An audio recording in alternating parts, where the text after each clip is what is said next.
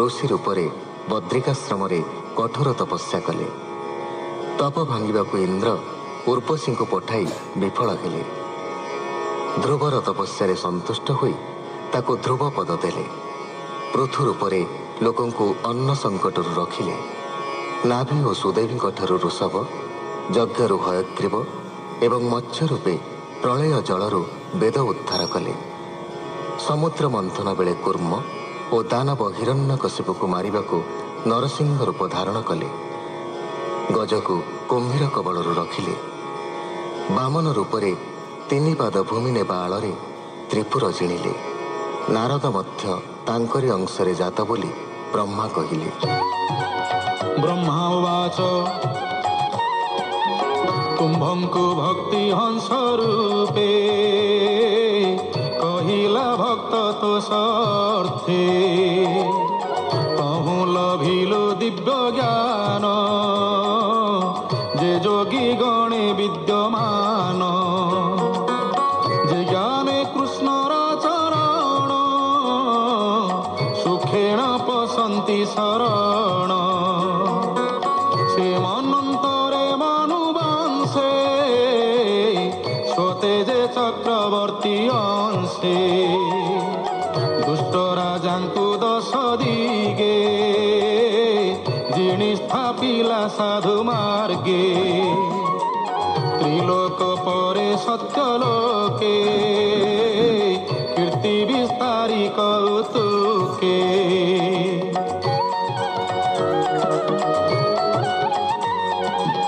से धन्वंतरी रूप धारी ब्रह्मांड मध्ये अवतारी हरिला प्राणींकर व्याधि भियाई मंत्र मौषधि यज्ञे स्वभाग भोग कला प्राणी की आयुर्वेद देला ब्राह्मण बोध देखी कोपे से पुणी परशुराम रूपे परशु दक्ष भुजे धरी अवनी पर्यटन करी क्षत्रिय रुधिर तर्पणे तोषिला निज पितृगणे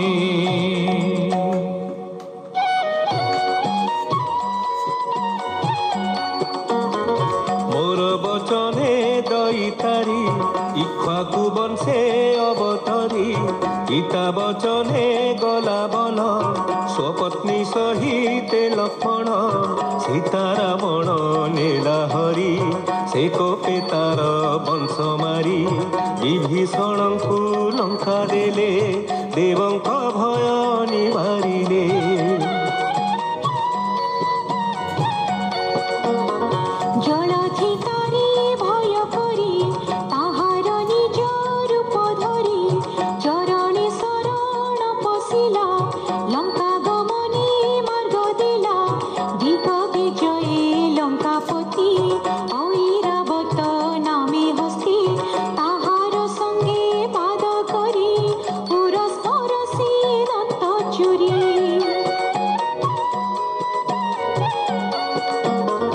देखी भाजिला गज श्रेष्ठ रावण संगे कहीं हठ से ही रावण दर्पणे श्रीराम संहारिले बाणे भूमिर भारा निवारणे क्षीर समुद्रे देवगणे ईश्वर संगे देवगणे नमिले चरण कमले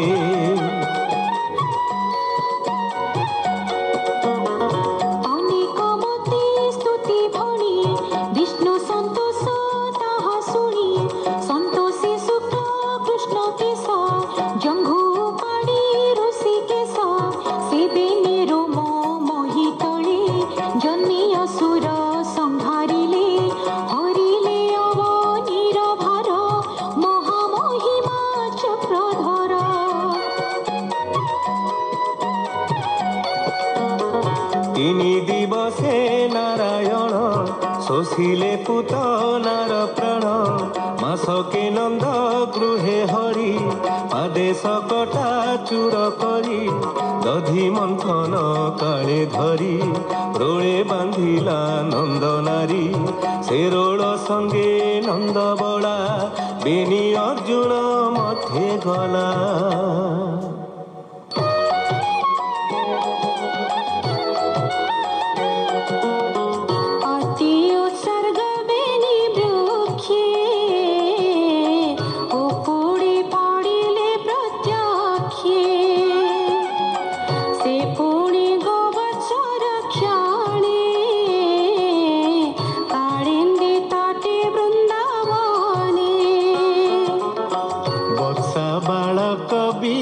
ଜଳେ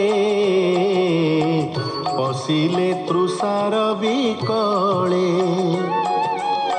ସକଳେ କଲେ ଜଳପାନ ତକ୍ଷଣେ ହାରିଲେ ଜୀବନ।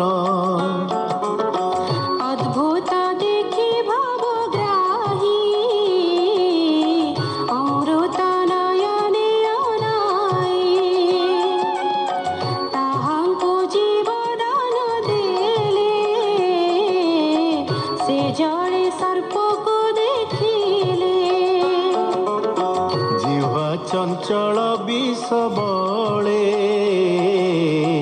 ବିହାର କାଳିନ୍ଦୀର ଜଳେ ଦୂରେ ନିବେଶୀ ନାଗ ବଳ ଅମୃତ କଲେ ବିଷ ଜଳ। ଜନ୍ତୁଙ୍କୁ କରାଇଲେ ପାନ ଅଦ୍ଭୁତ ଗତି ଭଗବାନ ଅମ୍ବିକା ବନି ଗୋପ ଜାନେ ଶୟନେ ନିଶି ଅର୍ଦ୍ଧମାନେ ଅଗ୍ନି ବେଢ଼ିଲା ବେগে ଆସି ପ୍ରଳୟାନଳ ପ୍ରାୟ ଦିଶି ଅନଳ ଦେଖି ନନ୍ଦ ବଳା